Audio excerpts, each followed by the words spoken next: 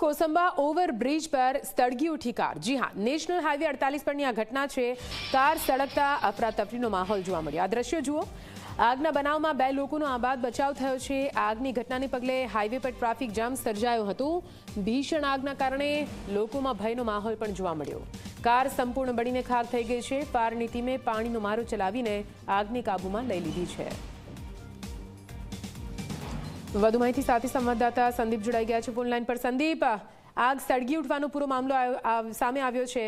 કઈ આ કાર હતી, ક્યાં આગળની આ ઘટના અને શું પરિસ્થિતિ હાલની? સંદીપ જી બિલકુલ, જે કાર છે એ સ્વિફ્ટ ડિઝાયર કાર હતી અને એ કાર લઈને છે તે 2 યુવકો સુરતથી અંકલેશ્વર તરફ જઈ રહ્યા હતા અને તે સમય દરમિયાન છે તે કોસંબા ઓવરબ્રિજ પાસે કારના આગળના ભાગેથી એટલે કે એન્જિન અને બોનેટના ભાગેથી ધુમાડા નીકળતા દેખાયા હતા અને ત્યારબાદ કાર ચાલકો કારમાંથી ઉતરી ગયા હતા।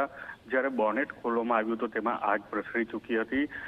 આગ જોતામાં આખી કારમાં છે તે આગ પ્રસરી હતી। ફાયર વિભાગને જાણ કરવામાં આવી હતી। ફાયર વિભાગે ઘટના સ્થળે દોડી અને આગ પર કાબુ મેળવ્યો હતો, પરંતુ આગ એટલી વિકરાળ હતી કે આખી જે કાર છે તે બળીને રાખ થઈ ગઈ હતી। મહત્વનું છે કે જે તરફનો માર્ગ છે તેની પર આગને લઈને ભારે ટ્રાફિક જામ સર્જાયું હતું। જી બિલકુલ, આભાર પૂરી માહિતી માટે।